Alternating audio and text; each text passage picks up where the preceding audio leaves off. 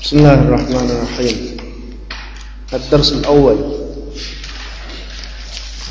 Bugün okumakçı olan dersimiz Durus Lug'atil Arabiyya li gayrin natiqina biha namlı Arap dili öğütülüş kitabının ikinci kısmı. Birinci ders. Bugünkü birinci dersimizde asaslık sözeydiğen mazmun nima desam? Asası çoğun 3 mazmun doğru sözlerimiz. Birisi huruf el-huruf mushabbaha el-huruf el-mushabbaha bil-fi'l. Yani Uygurca pillaga o'xshaydigan nimalar harflar. İkincisi zu'nun işletiliş ahvali ve tercüme jarayoni. Üçüncüsü sallajdagi mi'a ve elf ma ikki turli sonninki ishlatilish ahvoli va nimasi tarjimasi. Endi arab tilida birinchi mazmunga kelsak, 6 dona harf bor. Pilga o'xshovchi harf deb atalgan. 6 dona harf.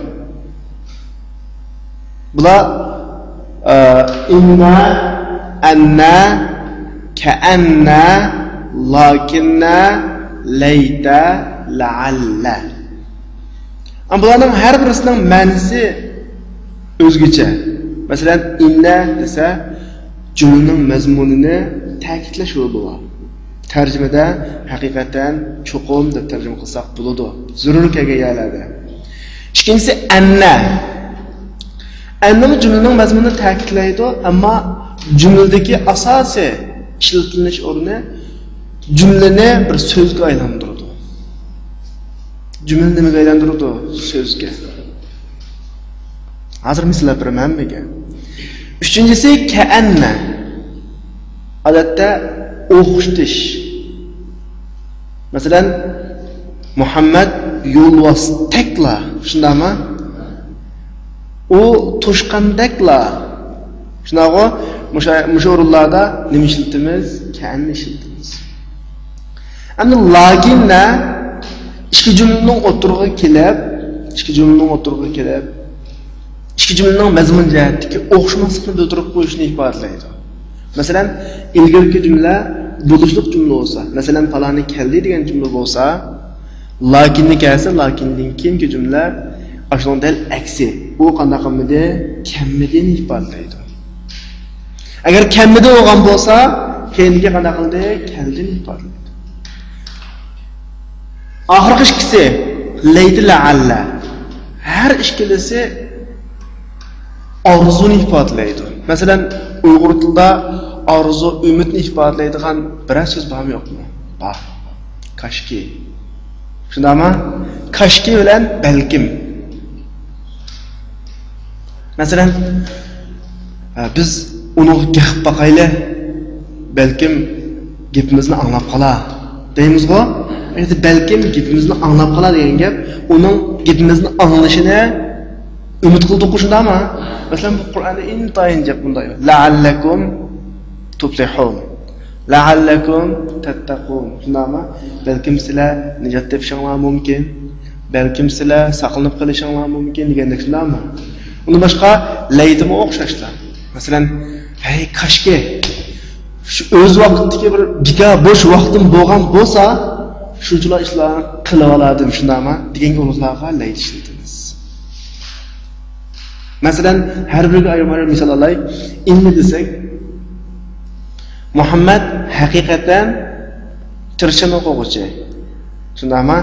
Inna Muhammadan bakra shundaymi? Ya, nima bos bo'lib yurdi qismoniga. Inna Muhammadan talibun mujtahidun. Muhammad hakikaten tirishchan nima o'quvchi. Ma'u inining misali. Endi annaga kelsak. Anna Muhammadan talibun mujtahidun. Nima deb tarjima qilamiz?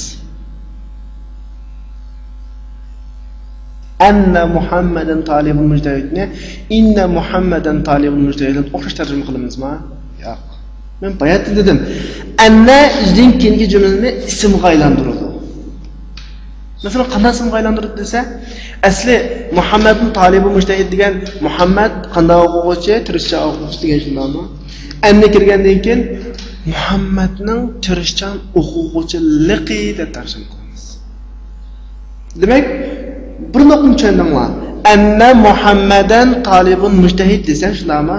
Buning hammasining tarjimasi nima bo'ldi ekan? Muhammadning tirishchan o'quvchiligi yo'l degan shundaymi? Bu gapni yolg'iz aka qopqo'g'illamdi. Ha? Yolg'iz digillamdi desam, sizlar nima tushunasizlar? Hech kim tushunmaysizlar uni. Muhammadning tirishchan o'quvchiligi desa, shunday nima bo'ldi degan savol chiqadi shundaymi?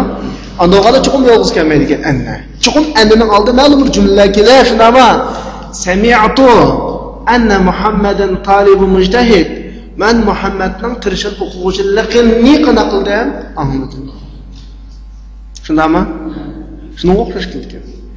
Uchinchi misolsa ka'anna Muhammadan asadun. Muhammad xuddi nimadagilar, yo'l vositaklar. Shuni o'xshash qildi. Bu andada qiyin emas. Allayhi la'alla desaginlar o'xshash. Masalan, la'alla Muhammad qadim. Muhammad kap qilishi mumkin. Kap qaskan. Shundaymi? Laytiga olsak, layta shababa ya'udu yawman. Yoshligimizga bir kun qaytsak kashga degan gap. Bir o'ynamalardoq shundaymi qayta, yoki o'tirish o'ynamalardoq degandek. La'alla shababa ya'udu yawman. Eng oxirgi misoli ja'a Muhammadun lakinna Bakran lam yaji. Muhammad keldi, biroq kim kelmadi? Bakr keldi. Misollardan bir qul ma'nosini tushunganlikmi yo'qmi? Tushungandek. Endi ma'u ularning tarjima jihatdagi alohidligi bo'lsa, arab tili shakl jihatdagi, grammatik jihatdagi alohidligi, olti ismning hammasining alohidligi nima desangmi? Olti ana harf mubtada xabarlik jumlaga kiradi. Jumlaning ustiga kiradi. Obdan mubtada xabarni tushundigansizlar, albatta tushunasizlar shundaymi? Mubtada xabar. Mubtada va xabarning oldiga qaysini ifodalamoqchi bo'lsangiz shuni qo'ysizlar. Mubtadasi ismi bo'ladi. Xabar endi mushlarning nima bo'ladi? Xabar bo'ladi. Shu mubtada nima qiladi? Zavar o'qiladi. Ma'lumning raqa urf mushabbaha bil fi'lining nimasi ismlari zavar o'qiladi, xabari nima qiladi? Mashhur. Masalan, mubtada xabarlik jumladan birini deylik, ana talib. Shundaymi? Yoki ana muslim. Mushning oldiga, ananing oldiga innani qo'ysak nima bo'ldi? Inna ana olamda. Innani. Shundaymi? Innani muslim. Men haqiqatan bir nima? Musulmon. Huwa muslim. U musulmon shundaymi? Mushning oldiga annani qo'yib boqaylik. Annahu muslim. Tarjimasi nima? U haqiqatan musulmonmi? Uning musulmonligi degan gap. Demak, bugun yolg'izlik bo'lmaydi shundaymi? Bunday emas. A'rif degan nima? Bilaman. Annahu muslim. Uning musulmon ekanligini bilaman. Shundaymi? Yoki sami'tu annahu muslim. Uning musulmon ekanligini qanday qildim? Angladim. Ma'noga o'xshagan. Hammasida inna anna lakinni layta la'allalarning keyin kelgan ism bularning nimasi hisoblanadi? Ismisi hisoblanadi. Undan keyin kelgan nimasi hisoblanadi? Xabari hisoblanadi. Ism zavar o'qiladi, xabar nima qiladi? Bu birinchi mazmun. Yaxshi tushunib bo'lgandi. Ikkinchi mazmun zu. Bu zuda alohida mazmun yo'q. Faqat biz Uyg'ur tilida menda bir gap bor. Luq deb.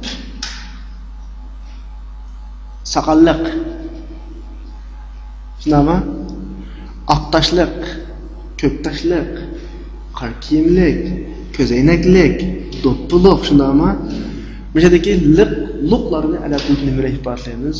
Zo. Zuni oldiga shunday alam qo'yamiz. Ifodalaydi. Masalan, men saqalliq bir odamni ko'rdim.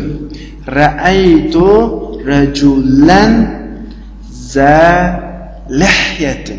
Za deshindagi sabab ar-rajulan maf'ul o'qachqa shundami? Mazavun usbut o'qachqa onunla zarur qildi. Agar shu rajulni muqolsa pesh qilsa buni zu qildi. Masalan, haza rajulun zu lihyatin. Bu adam qanday odam? Saqalliq odam. Haza kitobuk, mavzudan kitobingizmi desa, bunga javoban la, yo'q. Mening kitobim qizil tashliq shundami? Kitabi zul ghilafil ahmar. Zul ghilaf degan nima? Tash. Ahmar qizil shundami? Mening kitobim qanday tashliq? Haza kitabun zul ghilafil abyaz. Bu oq tashliq nima ekan? Kitob. Onda olgan ekan, neyse kitobi. Mening emas, kitob emas. Demak, zu Uyg'ur tilida nimani ifodalaydi ekan? Liqni ifodalaydi. Endi zuning o'zi fa'il, ya'ni boshqalikda kelib qolsa, pesh o'qilish tegishli o'rinlarda zu keladi shundami? Zavar o'qilish tegishli o'rinlarda za keladi. Zir o'qilish tegishli o'rinlarda nima qildi? Zi. Bu zuning o'zidan oddiy gap. Tushunishlar buni. Ammo zuning keyin kelgan ism davomli sir o'qiladi. Chunki u muzof ilayhi hisoblanadi. Masalan, zul ghilafil ahmar shundami? Zu lihyatin. O degan puldor odam deb qo'yamiz-ku. Zu malin. Zu nima? Mal. O deganning turmushi kengayganini zu si'atin. Si'a kengaygo, ya'ni kengirlik egisi, kengir turmushga ega odam degan ma'noda keldi. Zuni gapincha anlamayapmi? Zu jumlalik o'rniga qarab turib, zu, za aniga nima bo'ldi? Zi bo'ldi. Üçüncü mazmunga kelsak, mi'a va alf. Sallohidagi 100 va nima? 1000. An arab tilidagi salloh yig'ib kelsak 10-12 atrofida. Masalan, 1, 2, 3, 4, 5, 6, 7, 8, 9, 10. Shundami? Undan keyin mi'a alf. Neyse ekan 12. Arab tili 12 namsan bor. Qolgan sonlarning hammani shu 12 sondan qanday qilamiz? Biriktirib, o'yinga o'zgartirib, mayzga o'zgartirib qanday qilamiz? Sanab. Endi biz balkim sizlar birinchi qismda o'rganib bo'lgan. Sonlarning 1dan tortib nechigacha, 10gacha, 10dan tortib 100gacha sonlanish ahvolini. Endi bugungi darsda 100 bilan 1000 lab o'rganamiz. Hozircha qolganlar munosib so'g'achqa so'zlab o'tamiz. Endi 100 bilan 1000 ga kelsak, boshqa sonlar ayolga farqlanadi. Ba'zi sonlar erga talik, ayolga nima ta'siz kelsa, ba'zi sonlar erga ta'siz, ayolga talik. Endi mana 100 bilan 1000, mi'a bilan alf ma ikki sonlarga kelsak, ayolga o'rtaq ishlik. Masalan, mi'a talib 100 o'quvchi. Shundami? Mi'a talibatin. 100 qiz o'quvchi shundami? Mi'a rajul, mi'a imro'a. Bu bir nuqta. Ayolga o'rtaqchilik. Ikkinchi nuqta, mi'a bilan alfdan keyin kelgan ism nima qildi? Zir o'qiladi. Birlik shaklda zir o'qilib keladi. Bu ikki nuqta. Kalongda eng nuqta tutulanglar. Birinchi nuqta, mi'a bilan alf ayolga nima ishlatiladi? O'rtaq ishlatiladi. Bu bir nuqta. Ikkinchi nuqta. Mi'a bilan alfdan keyin kelgan ism birlik holatda keladi. Ikkilik ko'plik emas. Uchinchi nuqta, mi'a bilan alfdan keyin kelgan ism nima qiladi? Zir o'qiladi. Endi ma darslikninki al-kalimatul jadida, yangi so'zliklarini bir qanday qilib o'qitaylik. Avval men bir qitim o'qib beray. Zakiyun ayolliqi zakiyatun, ko'pligi azkiyau. G'abiyun g'abiyatun aghbiyau. Xuluqun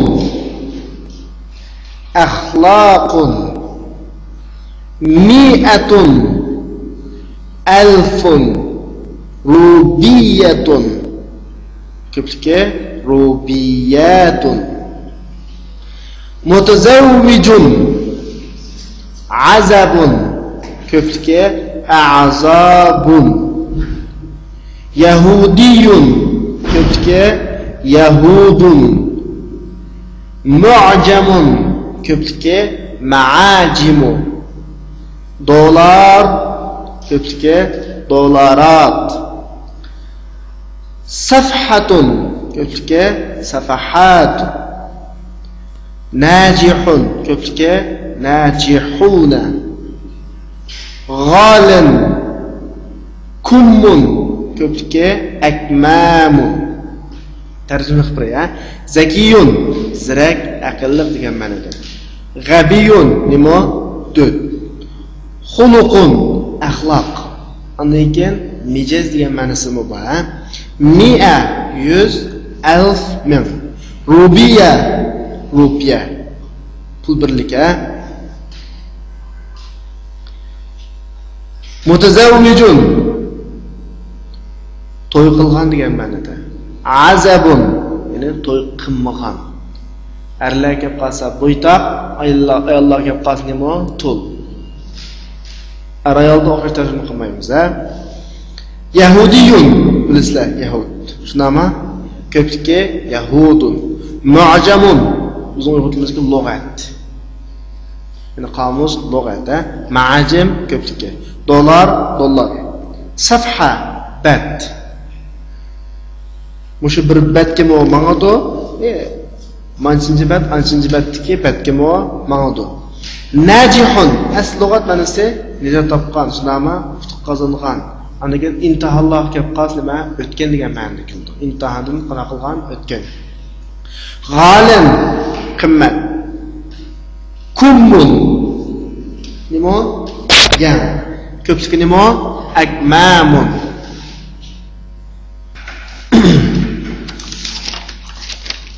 Endi men darsningki tekst kerakli, ha?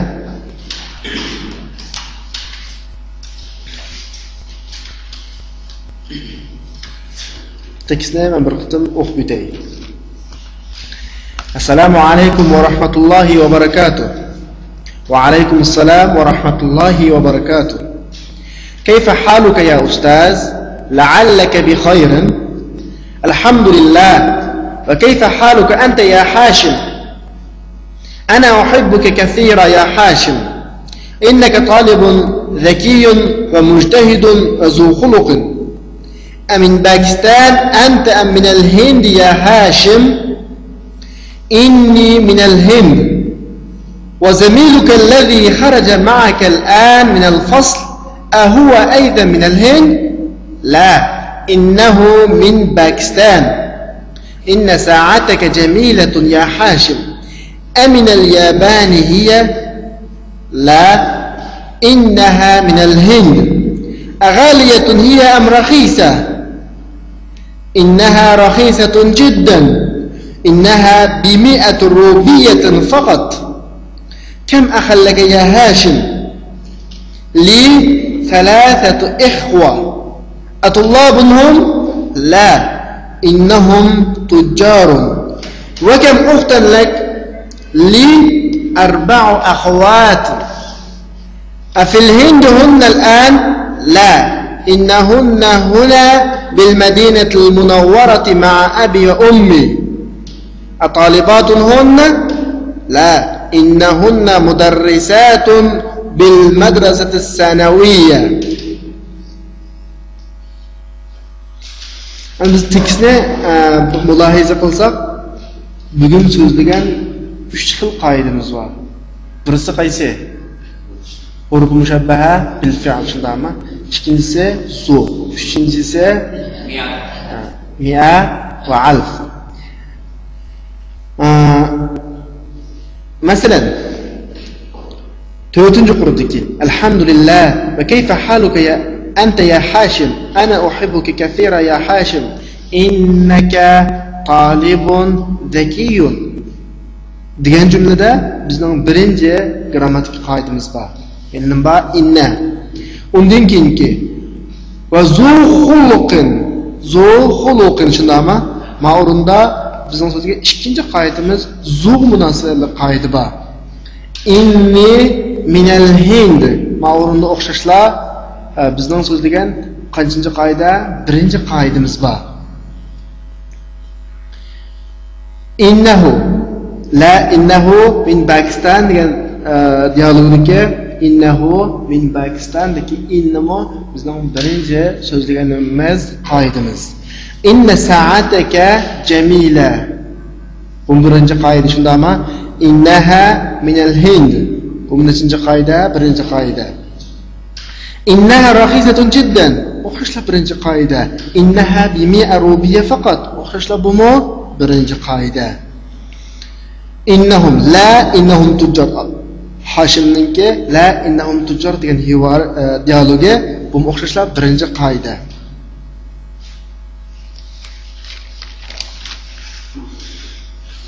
La innahunna huna bil madinatil munawwarati ma'a abi wa ummi degan dialogga o'xshashlar nechinchi qoida? Birinchi qoida. Innahunna mudarrisat bil madrasatil sanawiyya bu o'xshashlar nechinchi qoida? Birinchi. Am darsda asosliq maqsad qilingan inna 6 shundami? 6-dagi innini sizlarga misol qilib so'zlayapti. Endi bizning alohida diqqat qilishga tegishli mush innida bir nuqta. Diqqat qiling ha. Inna ismning ustiga kirdi. Ism nima qildi? Zavar qildi. Buni biz bayatni so'zlab o'tgan. Bu bir. Ikkinchisi almashlarning ustiga kirdi. Almashlar degan nima? Masalan, uchinchi shaxs, ikkinchi shaxs, birinchi shaxsni ifodalaydigan shundami? Masalan, buni biz so'zlab ekansak, uchinchi shaxsniki huwa, ikkilikniki huma. Hum ayollikning hiya, huma, hunna. İkinci shaxsniki anta, antuma, antum, anti, antuma, antun. Birinchi shaxsniki ana, nahnu. Tikitga ko'zga yutib baqsak, hammasiga kiribdi. Masalan, huvaga innini qo'shgandan keyin qanday shaklga o'zgaribdi? Innahu. Humagacha innahuma. Shunami? Hiya kiribdi. Bo'g'ay innaha. Anti kiribdi nima? Innaka. Anaga kiribdi nima? Inni. Yoki nima? Innani. Ishqil keldi. Inni yoki nima? Inni. Demak, biz qoidani ta'kidlasak bunda. Bayat biz huwa, huma, hum, hiya, huma, hunna. Anta, antuma, antum, anti, antuma, antum dedik-ku. Mushni innini kirgizib turib, bir qitim yasab chiqsak, bunda chiqadi. Innahu, innahuma, innahum, innaha, innahuma, innahunna. Innaka, innakuma, innakum, innaki, innakuma, innakunna. Innani, innana. Mayadaki innani innana chiqib chiqadi. Inni deb chiqadi, innani deb chiqadi. Ondan keyin inna deb chiqadi, innana deb chiqadi. Bu nuqta Qur'onda birinchidan oydan o'zli. Ikkinchidan ikkinchi qidim so'zlagan qoida qaysi? Zu. Zuga bizning butun tekstlarni oqtirib chiqsak, faqat birlam jumla misoldi. O'zim qaysi? Zu xuluqin. Shundami? Axloqliq degan ma'noda. Üçüncü qoidamiz qaysi? Mi'a, ondan keyin nima? Alf. Mi'a, alf. Tekstda mi'a deb bir misol bor. O'zimi qaysi? Innaha bi mi'at rubiyatin faqat. Shundami? Mana mi'a. Keyindagi rubiyatin birlik ham nima shaklda keldi? Sir shaklda keldi. Mana bugungi darsdan mush nuqtalarni tushunsak, bugungi darsning qoidasi qanday bo'ldi oxirgi. Amma sizlarga bir qitim tarjima qilib beray. Assalomu alaykum va rahmatullohi va barakatuh. Va alaykum assalom va rahmatullohi va barakatuh. Salomdan tarjima qilish hajatsiz-ku. Kayfa haluka ya ustoz? Ustoz, ahvolimiz qandoq? La'allaka bi xayr. Yaxshi turgansiz. La'allaka bi xayrni texnik ishkillab kirsak, la'alla asli muştaq buluşunuzni arzu qilaman degan ma'noda shundaymi?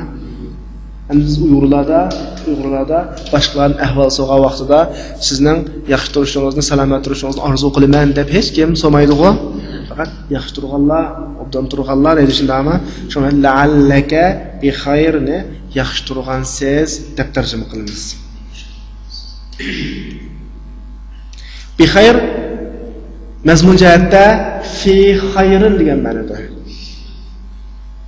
Ya'ni men sizning yaxshilig'ing ichida turishingizni umid qilaman degan gap asli. Ammo bizning Uyg'ur tilimizdagi munosib ma'noga solishtirsak, yaxshi turgansiz degan ma'no chiqadi. Bu bir. Alhamdulillah, Allohga shukr. Va kayfa haluka anta ya Hashim? An mushurunda va kayfa deb uning dilda kelishi jumlaga Uyg'ur tarjima qilgan vaqtda mu degan bir qo'shimchani billi qo'shilish. Uning dilda kelganligini bundan misol nurg'un men sizga ko'rsatib qo'yaman yana. Sizning ahvolingiz-chi? Hashim qandaq? Yoki Hashim sizning ahvolingiz qandaq? Odat Uyg'ur tilida sizning-chi deymiz-ku. Hadagi Uyg'ur tilidagi chu degan gapni arab tilidagi vo egallaydi. İkinci qitim, chu deb so'moqchi bo'lgan odam nima qo'shidi? Vo qo'shidi. Ana uhibbuka katira ya Hashim. Hashim, men seni bakla yaxshi ko'raman.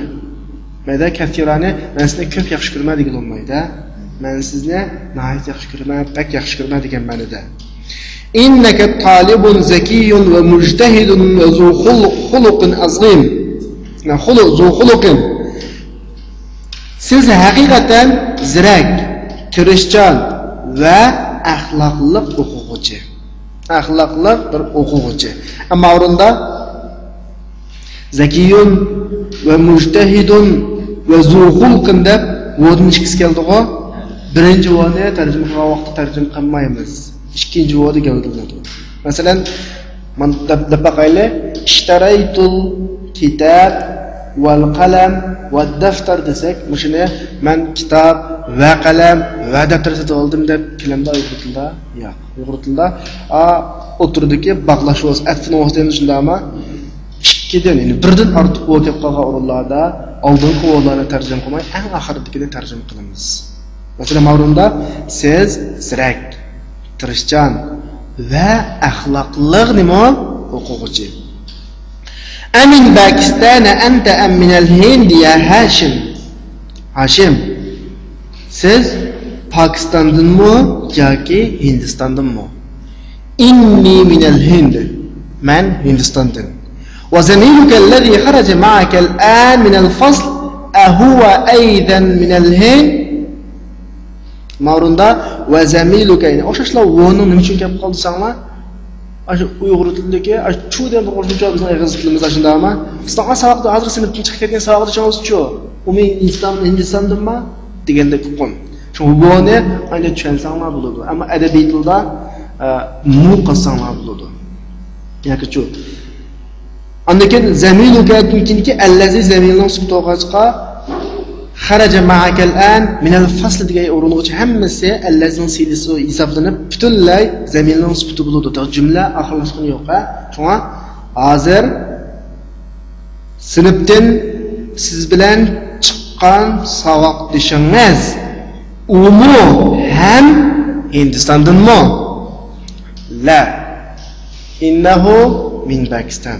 Yo'q, u Pokistondan. Inna sa'ataka jamilatun ya Hashim. Hashim, sening soating haqiqatan chiroyli ekan. Amin al-Yabani hiya, mushakaga vaqtda u soatingiz Yapondanmi, demdoq? Yaponda ishlanganmi deymiz. Odatda bir narsa keraklarni ma'lum davlatning yoki rayonning oldiga akilib qo'yib, men bilan bog'lagan bo'lsa, bu vaqtida ning bu deb tarjima qilsa yoki din kirgizilgan yoki da yasalgan deb tarjima qilsanglar bo'ladi. Shu yerda u Yaponiyaning mo sadaqat Yapondan kelamdi. Bu kelish faloniyatdan kelish odam berlar, manqanda kishi qilishindami? Shunga u Yaponiyaning mo la innaha min al-Hind. Yo'q. U Hindistonning. Aghaliyatun hiya am rakhisa. U qimmatmi yoki azanmi? Innaha rahisatun jiddan. U bak azan. Faqat 100 rupiya. Amma yerda ikkili jumlada innaha keldi shundami? Bu ikki jumlada bir jumlaning tarkibida hisobda bir oxirlashmada shunday bir so'z ikki qitim takrorlansa, imkon bor birini tarjima qilamiz, birini tarjima qilmaymiz. Masalan, qarab boqaylik. U bak azan. Faqat 100 rupiya.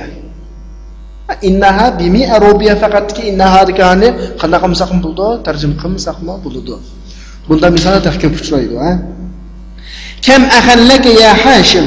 Hashim, sizning qancha o'g'il tuqqanlaringiz bor, o'g'il qarindoshlaringiz bor? Li thalathatu ikhwat. Mening 3 o'g'il qarindishim bor. Atullabunhum ular o'quvchimi? La, innahum tujjar. Yo'q, ular savdogar. Va kam muhtallak. Sizning qancha qiz qarindishingiz bor? Li arba'u akhwat. Mening 4 qiz qarindishim bor. Afil hinduhunna al'an ular hozir Hindistondami? La, innahunna huna bil madinatil munawwara ma'a abi va ummi. Ular bu yerda, ya'ni Madina Munawvarda dadam, onam bilan billa. Atalibatun hunna ular o'quvchimi? La, innahunna mudarrisat bil madrasati sanawiyya. Ular tuluq o'tir maktabda o'qituvchi. Tamarin ko'nikma. Men har bir ko'nikmani tushuntirib birdan misollab ishlab beraman. At-tamrin al-awwal birinchi ko'nikma ajib anil as'ilatil atiya. Tuandagi savollarga javob bering. Ammo birinchi ko'nikma darsning mazmuni nasıl bo'ldi. Masalan, biz darslikka dialog emasmi? Dialogni tushungan bo'lsak, buning mazmun jihatda birinchi ko'nikmaga javob bera olamiz. Masalan, birinchi savolda men ayna Hashim deydi. Hashim nereden deydi? Bu ko'nikmaning ichida dialog ichida bor. Shundaymi? Hashim nereden deydi? Hindistondan. Shundaymi? İkinci ko'nikma. Da hazil alama as-sahiha amama al-jumal as-sahiha wa hadhihi al-alama al-khata amama al-jumal allati laysat sahiha. Yani to'g'ri belgisini to'g'ri jumlaning oldiga, xato belgisini to'g'ri bo'lmagan jumlaning oldiga qo'ying deyotdi. Bu o'xshashlar darsdagi dialogning mazmuniga munosabatli. Masalan, majmulalardagi mazmun dialogdagi mazmunlar bilan o'xshash kelsa, bu to'g'ri, shundaymi? O'xshash kelmasmi? Xato. Masalan, birinchi misolda Hashimun talibun kasla. Dialogda Hashimni nima degan to'xtuvchi? Hashimun innaka talibun mujtahidun zakiyun zuqulqun degan shundaymi? Andoz nima? Xato. Bunga o'xshash qolganlarini ishlasak bo'ldi. Üçüncü ko'nikma ta'ammal mayali. Tuandikilarni mulohaza qiling, o'ylab toping deydi. Biz bu yerdan Abdurud demismi? Tekstni, dialogni o'qigan vaqtimizda bir qitim mulohaza qilib chiqqan. Ya'ni inninki almashlarga qanday qilinishi, qo'shilib kelishi. Masalan, inna huvaga qo'shsak innahu, innini yaga qo'shsak innaha, inna anta innaka. Shundaymi? Inna qo'shilgan anta nima? Innaki. Inna ana innani yoki nima? Inni. Inna hum qo'shilgan vaqtning bo'ldi innahum. Inna hunna qo'shilgan vaqtning bo'ldi innahunna. Inna antum qo'shilgan vaqtda innakum. Inna antunna qo'shilgan vaqtda innakunna. Inna nahnu qo'shilgan vaqtda innana yoki nima? Inna bo'ladi. Buni biz baya o'rinda qo'ygan. Har vaqt esingizda bo'lsin, bugungi darsimizdagi asosiy grammatika qancha xil? 3 xil. Urfu mushabbaha bil fi'li, undan keyin nima? Zu, undan keyin nima? Yani. To'rtinchi ko'nikma. Adkhil inna alal jumal at-atiya. Tuandagi jumlalarga innini kirgizing deyotdi. Buni aytadiku, masalan, birinchi kelsak, huwa tajir. U bir savdogar, shundaymi? Annaga innini qo'shmoqchi bo'lsak, inniga huvani qo'shsak nima bo'lmoqchi? Innahu bo'lmoqchi, shundaymi? Innahu tajir. Mush bo'yicha qolgan misollarni ishlasak bo'ladi. 5-ko'nikma.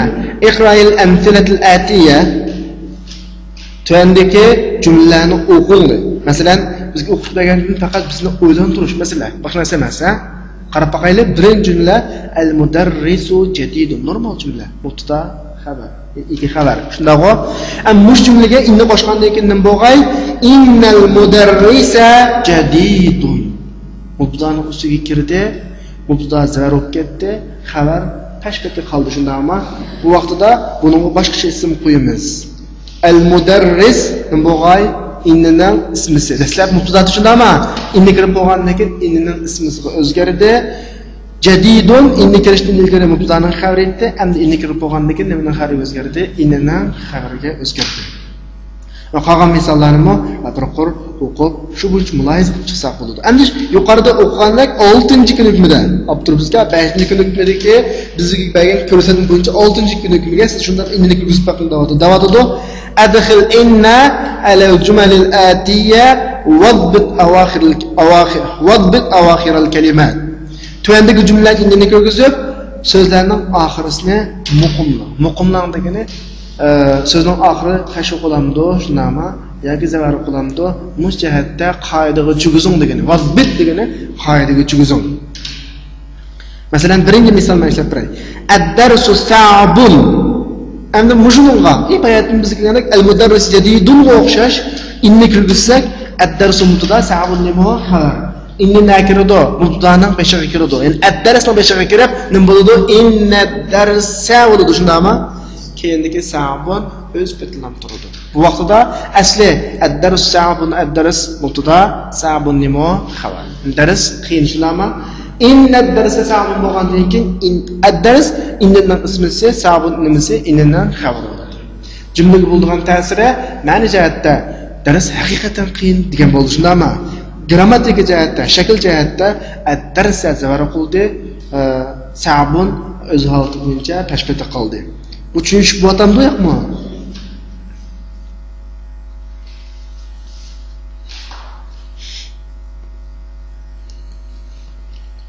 Masalan, bizga 6-ko'nikmaning ost tarafda jadvalda turibdi-ku.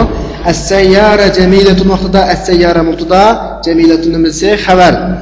Inna as-sayyarata jamilatun kelgan vaqtida as-sayyara inning ismisi, jamila inning nimasi xabar. Xuddi idora olmasa odamning unvoni o'zgargandek. Burunqi mubtada xabarlik jumlada ani mubtada va xabar desak, inni kirgandan keyin lam mubtada xabar degan gap yo'qolib ketib, nimaga aylanadi? Inning ismisi, inning xabariga aylanadi.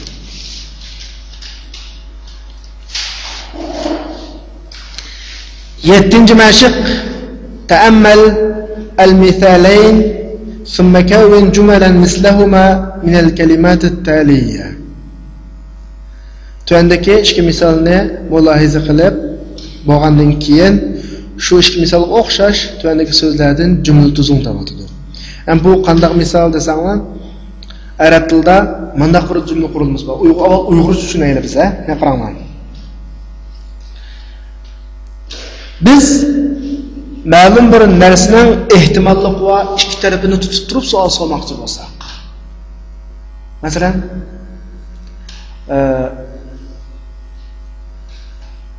Pokistonlikqa bilan Hindistonlik ikkisi bir-biriga qanday qildi? O'xshaydi. Shundaymi? Andoqanligimizda ma'lum Mavya Pokistonlik yoki Hindistonlik deb qanaqa qilmaymiz, aramaymiz. Dal mushodarning biz Pokistondanmi yoki Hindistondanmi ikki tarafini qanday qilmoqchi so'moqchi. Bo'lsa, buni qanday so'raymiz desanglar, ikki savol so'ralmoqchi bo'lgan ikki tarafni jumlaning birisini jumlaning peshiga, birisini jumlaning oxiriga qo'yamiz. Bu bir xil tushunish usuli. Yana bir xil tushunish usuli bundaq jumlani a chiket am. Mopramdan tushunammi? A chiket am. A chiket degan gap a keladi. Uning keyin bir gapni deymiz, shundami? Uning keyin am keladi, uning keyin yana bir gapni qana qilamiz deymiz. Masalan, deb qo'yaylik. Siz Pokistondanmi yoki Hindistondanmi? Uyg'ur tilida siz degan gap beshlik kelgan bilan arab tilida nima qildi? O'tirdi. Andoz deb qo'yaylik. A min Pakistan anta am minal Hind. Tushunamizmi? Bosh jumsiz baqayli. Siz Jungudunmi yoki Yaponiyadanmi chiroyingiz o'xshayotgan deb so'rsak, amina sin anta am minal Yapon. Bu kitap İngilizce kitapmi yoki fransuzcha kitapmi? Mush jumladimi? Bu degan gap o'tirdi keldi. İngiliz bilan fransuzcha ikki tarafida keldi. Masalan, İngiliziyun hazal kitab am fransiyun. Tushunamizmi? So'boqchi bo'lgan har qanday ikki gap birisi aning keynida, birisi amning keynida keldi. Qolgan gap o'tirdi keldi. Masalan, qarasak, bir qaramaqa doktorga o'xshaydi, bir qaramaqa kimga o'xshaydi? Muallimga o'xshaydi shundaymi? Unda siz doktormi, o'qituvchimi deb so'ramoqchi bo'lsak, nima so'raymiz? Am mudarrisun anta am tabibun. Anta o'tirib keldi, mudarris mabashiga, tabibchi amdan keyin keldi. Demak, so'romoqchi bo'lgan ikki gapning birisi hamizdan keyin keldi. Birisi nimadan keyin keldi? Amdan keyin keldi. Ikkinchi misol qarab baqsaqmi? Atabibun anta am muhandis. Siz doktormi yoki nima injenermi? Demak, buni tushundik shundaymi? Aslidagi misollarni o'zimiz ishlaydi ekanmiz. Bizga bergan so'zlar faqat 3 ta so'z ha. Birisi anta mujtahid kaslam. Demak, o'g'ini siz tirishchanmi yoki ho'nimmi demakchi. Mushni qanday ifodalaymiz desangmi? Birini hamizdan keyin akilimiz, birini amdan keyin akilimiz. So'rab boqaylik. Am mujtahidun anta am kaslanun. Tushungan bo'lsanglar, qolganlari ayatiga tafsir qildi, ayat ishlaymiz, ha. 8-ko'nikma. Ta'ammal al-amsilata al-atiyya li zu. Endi biz darsning 5-lam so'zlagan 3 dona grammatiklik nuqta edi shundami? Birisi urf mushabbaha bil fi'la, ikkinchisi nima? Zu, uchinchisi alf nima? Mi'a. Endi nimaning gapi oxirlashib urf mushabbaha bil fi'lning gapi oxirlashib zu qilayotganda qildi. Davotida shunga 8-ko'nikmada tuandagi misollardagi zuni muloyiza qilib taqim davotida. Masalan, muloyiza qilib boqaylik, o'zimiz o'ylab boqaylik. Birinchisi, mudiruna zu lihyatin tawila. Men deb o'tgan zu birdan ismning oldiga qo'shilib keladi shundami? Tarjimasi luq yoki dar yoki igiz deb tarjima qilindi shundami? Keyindan kelgan ismning bo'g'ay zir bo'ladi degan. Shu bo'yicha qarab boqadak bo'lsak, bizning mudirimiz uzun saqalliq. Saqalliq. Shundami? Lihyatin nima qilyotdi? Zir qilyotdi. Ikkinchi misol. Hada daftar zu waraqin musattarin. Bu daftar uzun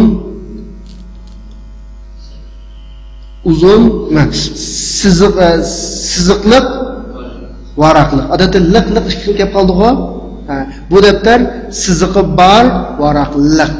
Varaqliq. Nima keldi? Zu keldi, undan keyin nima keldi? Waraqin. Üçüncü misal. Ahmad talibun zu ilmin ve hulukin. Muloyiza qilib boqaylik. Zu ilmin.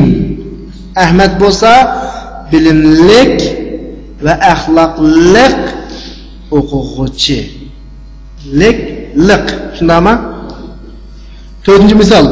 Hazal qamis zu kummin qasirin va zaka zu kummin tawilin. Bu ko'ylak qisqa yanglik, av bo'lsa uzun yanglik. Mana qisqa yanglik, av qanday yanglik? Uzun. Biz yuqorida o'rgangan qoidaning hammasi bor. Kammin zir o'qiladi shundaymi? Lik, loq, dar, egiz deb tarjima qilyapmiz shundaymi? 5-misol. Al-masjidu allazi fi hayyina zu manaratin wahida. Bizning mahalladagi masjid bir munarliq. Bir nima munarliq. Bu nokta kallamizda aydınlaşıp qoldi. Endi oyatim men zuni tushuntirgan vaqtda demagan bir nokta. Zu qaritilmasining jinsiga qarab turib zuni o'zgaraydi. Masalan, zuni erga sifat qilmoqchi bo'lsak, zu keladi shundaymi? Ayolga sifat qilmoqchi bo'lsak-chi? Zatu keladi. Erlik köplikni sifat qilmoqchi bo'lsak, zavukildir shundaymi? Ayollik köplikni sifat qilmoqchi bo'lsak, nima qildi? Zavatuku. Shu nuqtani tushunib olsanglar, qolgan tarafda chala qo'ymadik qo'y deyman. Masalan, davatudu tuvandagi misollarni o'qib, tuvandagi cümlelerini şuna o'xshash o'zgartin. Iqroil amsila summa hawwil al-jumlatal atiya misla. Masalan bizga bergan misol, haza talib zu xuluqin. Ma'ni ko'plikka aylantirib davatida nima davatida? Haulay tullab zawu xuluqin. İkincisi, hazihi taliba zatu xuluqin. Bunu ko'plikka aylantirib davatida haulay talibat zawatu. Bunu tushungan bo'lsak, astarafdagi hazar rajul zu malin kathir deganni ikkinchisiga erlik ko'pligini, uchinchisiga ayollik birligini, to'rtinchisiga ayollik nimaligini, ko'pligini qo'ysak bo'ladi, ha. Men tushunganlar deyman. 10-ko'nikma adkhil la'alla ala al-jumal al-atiya ilman bi anna la'alla min akhawati inna. La'allani tuvandagi jumlaga kirgizing. Ya'ni la'allanam innaning turdoshlarining qatoridan ekanligini bilib turib kirgizing deyapti. Bilib turib degani esingizda bo'lsinki, la'alla nimaning qatoridan, innaning turdoshlarining qatoridan. Turdoshlarining qatoridan degani mubtada xabarning ustiga kiradi. Mubtadani zavar qiladi, bu la'allaning ismisi bo'ladi, xabarini pesh qiladi, bu la'allaning nimasi bo'ladi, xabar bo'ladi demakchi. Masalan, huwa bi khair, u yaxshi. Anmujnga u yaxshi bo'lishi mumkin. Shundaymi? Yoki uning yaxshi bo'lishini tilayman degan bo'lsa, nima deb kirgizamiz? Innaning bir tuqa ekanligini bilib turib degani, inna almashlarning ustiga kirgan vaqtida almashlar mas holda qildi o'zgardi. Huvaning ustiga kirgan bo'latdi innahu. Hiyaning ustiga kirsa innaha. Andan ustiga kirsa innaka. Mujno o'xshashlar la'alla kirsimi? Huvaning oldiga la'alla kirsa la'allahu. Hiyaning oldiga la'alla kirsa la'allaha. Antaning oldiga la'alla kirsa bo'ldi. La'allaka. Ananing oldiga la'alla kirsa la'alli. In nahnuning oldiga la'alla kirsa la'allana qanday qildi o'zgaraydi. Shu buncha qilib baqsak, huvaning oldiga la'alla kirsak nima bo'ldi? La'allahu bi khayr. Hiyaning oldiga kirsak nima bo'ldi? La'allaha bi khayr. Bu qog'ozlari uzanlar ketdi. 11-si ikki misolni o'qigandan keyin tuvandagi jumlalarni g'alin yoki g'aliyatinni bo'sh o'ringa qo'yish orqali to'liqlan. G'alin degani erlik, g'aliyatun degani-chi ayol. Mushuni mas holda qo'ysak bo'ladi. Boshqa alohida gap yo'q, ha. Masalan, birinchi misolda hazal qalamu g'alin. Erlik o'g'achqa g'alinni qo'ydik, ha. Ikkinchi misol, hazihi sa'atu g'aliyatun. Sa'ati ta'og'achqa biz qaysini qo'ydik? G'aliyatunni qo'ydik. Uchinchi qo'p, shunda bo'lsa qolgan misollarni ishlasanglar bo'ladi. Birinchi ishlab bersam, hazal al-kutubul arabiyya g'alim bo'lamdi, g'aliyatun bo'lamdi. Albatta, g'aliyatun bo'ladi fi baladina. Chunki al-kutub ko'plik. Ko'plik narsalarning ko'pligi nimaga hisob? Ayollikqa tabi. Shunga arabiyatu deb nima qilyotdi? Ta'kidlayotdi. Shunga bu yerga g'alin emas, nimani qo'yamiz? G'aliyatun qo'yamiz. Qolganlarini shu kun ishlasak bo'ladi. O ishni ko'nikma iqro'il misali ثم اقرأ الجمل الآتية وبعد ذلك اكتبها مع كتابة العدد الواردة فيها بالحروف. Ikki misolni o'qing, undan keyin tuvandagi jumlalarni o'qing. Shundan keyin shu jumlalarni, shunda kelgan sonlarni harflar bilan yozishlar birga yozib chiqing deyapti. Masalan, demak jo'g'ini bizga berilgan ikki misol mi'a rajul, mi'a imrat yozilishda sancha 100 deb yozildi shundami? Alf rajul, alf imrat yozilishda 1000 deb yozildi-ku. Endi tuvandagi jumlalardagi sancha harflarni biz nima yozib bersak bo'ladi? Xat yozib bersak bo'ladi. Masalan, hada tilfaz bi 1000 riyal. Bu televizor 1000 riyal degan o'rindagi alf degan sanchani biz nima yozib bersak, harf yozib bersak ham bo'ldi. Bu yozib kelish albatta o'shalarga topshiriladi. 13-si kavvin jumalan musta'milan al-kalimatul atiyya. Tuvandagi so'zlarni ishlatib jumla tuzing. Zakiyun, mi'a, mutazawwij, azabun, xuluqun, dolar, qal. Birinchi tuzib bersam, haza talibun zakiyun. Shunami? Mushuna o'xshash jumla tuzsanglar bo'ladi. birinchi darsimiz oxirlashdi. Va sallallohu ala xayri xalqihi Muhammad va ala alihi va sahbihi ajma'in.